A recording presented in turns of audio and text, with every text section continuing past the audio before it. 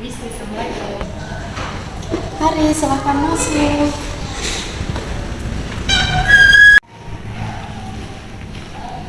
Attending adalah konselor menunjukkan perhatian penuh dan aktif kepada konseli, baik verbal atau non-verbal, serta membangun hubungan baik. Mari, silahkan mau duduk di sebelah sini atau sebelah sini. Sebelah sini aja. Baik, apa kabar Mbak? Alhamdulillah baik. Oke. Tadi perjalanan ke sini bagaimana? Lumayan macet sih. Oh iya, macet ya? Iya. Panas ya berarti Iya. ya? Oke, tadi sebelum kesini udah sarapan? Sudah. Oke, ini dengan Mbak siapa kalau boleh tahu? Chelsea. Oke, Mbak Chelsea ya. Mbak Chelsea yang sebelumnya sudah menghubungi saya lewat email ya? Iya. Oke, baik. Jadi kenapa Mbak Chelsea kesini mendatangi saya? Karena akan menceritakan tentang masalah saya. Mbak Chelsea ada masalah. Iya. Terus Mbak Chelsea mau mengkonsultasikan dengan saya ya? Oke, baik. Jadi dalam nanti saya akan membantu Mbak Chelsea untuk menyelesaikan masalah Mbak Chelsea atau untuk menemukan solusi dari masalah yang akan Mbak Chelsea ceritakan pada saya. Nah, jadi dalam pelaksanaan ini nanti kita akan melakukan yang namanya proses konseling, Mbak. Jadi dalam proses konseling itu nanti saya akan menggiring Mbak Chelsea untuk melakukan kegiatannya sampai akhir dan menemukan solusi dari masalah yang Mbak Chelsea ceritakan pada saya. Jadi nanti Mbak Chelsea gimana ya, kayak menjawab pertanyaan saya dengan terbuka saja, tidak apa-apa. Di sini saya akan membantu Mbak Chelsea untuk berperan aktif dalam kegiatan proses konseling nanti ya. Baik. Jadi dalam proses konseling itu nanti ada asas-asas yang akan saya terapkan dan saya berikan. Yang pertama, saya akan melakukan asas kerahasiaan. Itu asas terpenting dalam proses konseling nanti. Jadi dalam asas kerahasiaan itu nanti saya tidak akan menceritakan pada siapapun tentang masalah Mbak Chelsea. Jadi Mbak Chelsea tenang saja. Jika ingin menceritakan lebih banyak tidak apa-apa. Saya akan menjamin kerahasiaan dari masalah yang Mbak Chelsea ceritakan ya. Selanjutnya yang kedua itu saya ada yang namanya asas keterbukaan. Jadi Mbak Chelsea tidak perlu takut untuk bercerita pada saya. Anggap saja saya seperti teman Mbak Chelsea sendiri ya. Oke, jadi Mbak Chelsea kesini ingin mengkonsultasikan masalah Mbak Chelsea dengan saya ya. Kalau boleh tahu masalah apa yang ingin Mbak Chelsea ceritakan pada saya? Cerita tentang waktu kemarin kan ikut SNBP. Iya. Nah, saya menceritakan tentang itu karena saya tidak keterima di SNBP.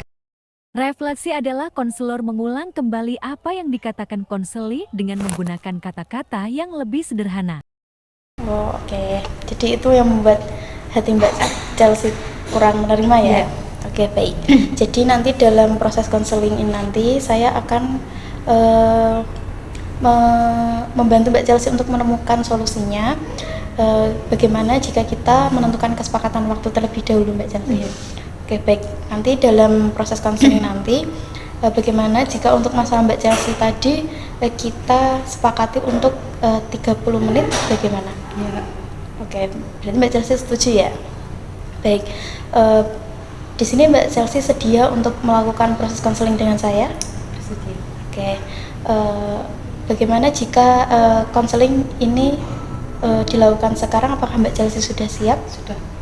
Mbak Chelsea, konselingnya kita mulai ya? Iya. Bisakah Mbak Chelsea menceritakan terlebih dahulu masalah yang sedang Mbak Chelsea hadapi? Waktu kemarin kan saya ikut SNBP. Iya. Nah, di situ tuh SNBP itu kan banyak orangnya kan. Iya. Nah, jadi kan kayak nggak mungkin kan semua itu kan keterima. Jadi saya tuh gak keterima di SNBP. Nah, saya tuh galau banget karena tidak keterima di SNBP itu. Jadi saya galau dengan masalah itu SNBP, saya tidak keterima. Empati adalah kemampuan konselor untuk memahami dan merasakan emosi konseli. Oke, jadi saya memahami perasaan yang sedang Mbak Chelsea alami ya. itu wajar Mbak Chelsea. Jika kita menghadapi suatu tes terus saingannya banyak, itu pasti kita merasa aduh sakit banget ya rasanya ya kalau nggak keterima. Oke. Saya memahami apa yang Mbak Chelsea hadapi di situasi yang sekarang. Paraphrasing adalah konselor mengulangi kembali pesan utama atau inti dari yang dikatakan konseling. Jadi Mbak Chelsea ini pada intinya itu galau dengan keadaan ini ya. Oke. Pertanyaan terbuka adalah konselor membuka ruang bagi konseling untuk menceritakan masalah dengan lebih luas dan mendalam. Baik, dengan masalah Mbak Chelsea tadi, apakah Mbak Chelsea bisa menceritakan lebih lanjut atau lebih detail tentang masalah yang Mbak Chelsea hadapi? Jadi tuh saya gara-gara tidak keterima di SNBT itu, saya kayak jadi galau, males keluar rumah, males main-main, terus mikir kayak selanjutnya mau kuliah di mana, mau daftar di mana, gitu kan. Itu kalau kita nggak memikirkan itu kan kita nggak bakal bisa kuliah kan, harus segera-segera mendaftar. Dorongan minimal adalah konselor memberikan dukungan singkat dan langsung terhadap apa yang telah disampaikan konseli, seperti kata iya, terus. Dengan cara, ya mau gimana lagi kan dengan cara yang mandiri, karena tidak keterima di SNBT. Lantas mandiri berarti ya. Oke, berarti Mbak Chelsea itu dengan keadaan yang sekarang itu mempengaruhi lingkungan Mbak Chelsea juga ya? Iya. Bagaimana dengan interaksi, maksudnya dengan teman itu apakah berjalan normal seperti biasanya atau Mbak Chelsea merasakan apa? Ya kalau sama teman ya bisa aja sih, soalnya kan kayak nggak pengaruh sama teman gitu loh. Berarti teman-teman ya juga maksudnya nggak semuanya tahu tentang hasil itu ya? Oke. Lalu bagaimana dengan Mbak Chelsea dengan keluarga, atau maksudnya keluarga kan sebagai motivasi kita dalam pendidikan ya, itu bagaimana Mbak Chelsea kalau sama keluarga? Ya biasa aja, kayak ya langsung bicara kan, nggak keterima di SNBT, minta solusi mau gimana, mau lanjut, mau nyari yang swasta atau yang mandiri, mandiri gitu. Ya, orang tua ya terserah kita aja. Terserah. Berarti di sini kebingungan Mbak Chelsea dalam masalah ini tuh sebenarnya apa? Bingungnya saya kan udah keterima di SNBT, bingungnya itu mau lanjut ke kuliah mana dan mau mandiri atau ke swasta. Oke, berarti Mbak Chelsea ini belum menemukan kelanjutan dari tujuan Mbak Chelsea ini ya. Jadi belum menemukan saya harus apa habis ini gitu. Oke. Apa ada hal-hal yang membuat Mbak Chelsea itu merasakan kayak kayak masalah ini tuh sangat berat banget bagi Mbak Chelsea? Enggak sih, enggak berat sih sebenarnya. Emang ya itu bingungnya itu aja. Kayak keterima di SNBT, terus bingung kan mau daftar di mana. Terus ya masih nyari-nyari aja sih, masih nyoba-nyoba soal mandiri juga. Oke. Jadi dari cerita Mbak Chelsea tadi, berarti Mbak Chelsea ini merasa sedang berada di tengah-tengah ya, bingung mau maju itu mau kemana, terus kalau mundur juga udah perjuangannya udah sampai sini juga gitu ya. Terus bagaimana dengan misal nih Mbak Chelsea kan ini belum punya tujuan nih habis ini. Nah, apa sih yang menjadi cita-cita Mbak Chelsea untuk melanjutkan langkah-langkah dari masalah yang Mbak Chelsea hadapi tadi? Ya kalau bisa ya kita nggak boleh nyerah kan dari SNBT itu tadi. Kita harus gimana caranya kuliah di tahun ini, dan harus gimana caranya ya nyoba-nyoba mandiri dulu. Kalau tidak keterima di mandiri kita lanjut ke swasta. Berarti di sini Mbak Chelsea masih punya semangat ya untuk meneruskan langkah-langkah Mbak Chelsea sebelumnya. Oke, itu sudah cukup baik Mbak untuk diri Mbak Chelsea. Jadi Mbak Chelsea masih punya motivasi dalam hidup Mbak Chelsea, atau masih punya motivasi untuk melanjutkan pendidikan Mbak Chelsea setelah gagal di tes yang pertama ya.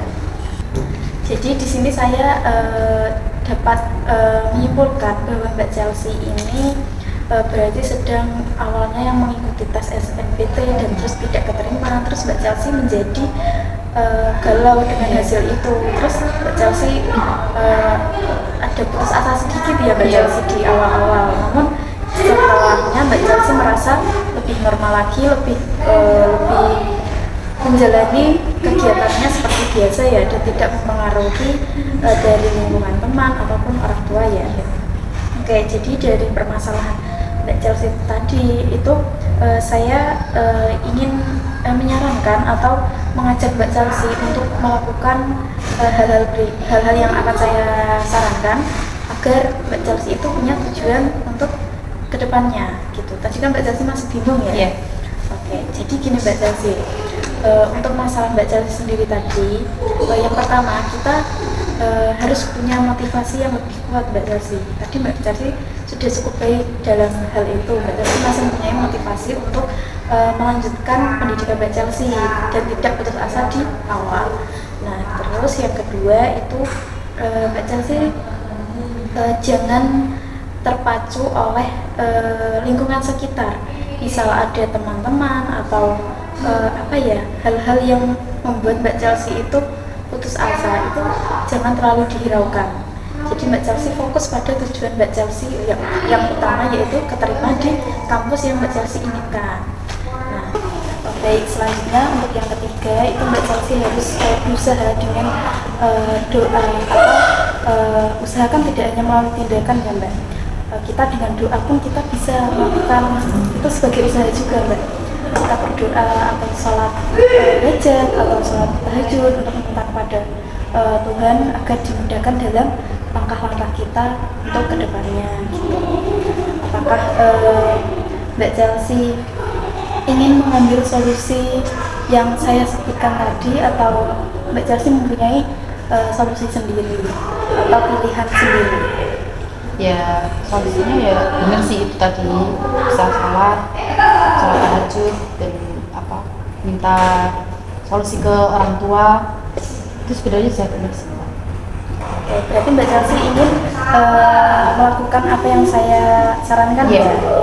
Oke, jadi juga jangan lupa Mbak Chelsea, selain kita berdoa, kita minta solusi pada orang tua, itu kita juga harus punya tekad Mbak. Jadi motivasi yang Mbak Chelsea punya tadi bisa dikembangkan lebih tinggi lagi agar Mbak Chelsea itu sampai pada tujuan yang Mbak Chelsea inginkan gitu ya. Oke, mungkin tadi kan solusi yang Mbak Chelsea pilih dari saya ya. Oke, Saya akan lakukan berkomunikasi dengan orang tua, ya terus sholat tahajud tadi. Oke, jadi Mbak Chelsea sudah mempunyai tujuan untuk melakukan solusi-solusi tadi ya. Jadi Mbak Chelsea lebih terang nih ke depannya mau bagaimana gitu. Saya ingin bertanya pada Mbak Chelsea, kesan-kesan setelah Mbak Chelsea mengikuti proses konseling pada hari ini seperti apa? Alhamdulillah saya sudah tidak galau dan merasa lebih tenang. Oke. Jadi Mbak Chelsea sudah plong ya rasanya ya. Oke. Saya ingin memberikan motivasi nih buat Mbak Chelsea. Misal untuk kedepannya Mbak Chelsea kan sudah punya motivasi yang kuat nih. Mbak Chelsea harus tetap semangat, tetap belajar dalam keadaan apapun. Walaupun Mbak Chelsea tetap belajar dan terus belajar. Nah, terus Mbak Chelsea misal sudah keterima di kampus impian nih, nanti Mbak Chelsea bisa giat dalam melakukan perkuliahan dan tidak melakukan hal-hal yang merugikan diri Mbak Chelsea sendiri ya.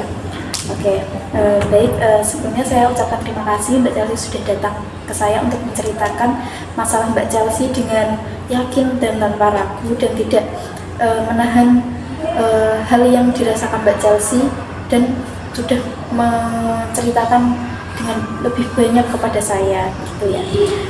Baik, untuk selanjutnya saya ingin mengajukan untuk waktu pelaksanaan proses konseling selanjutnya untuk di hari yang sama dan waktu yang sama bagaimana Mbak Chelsea?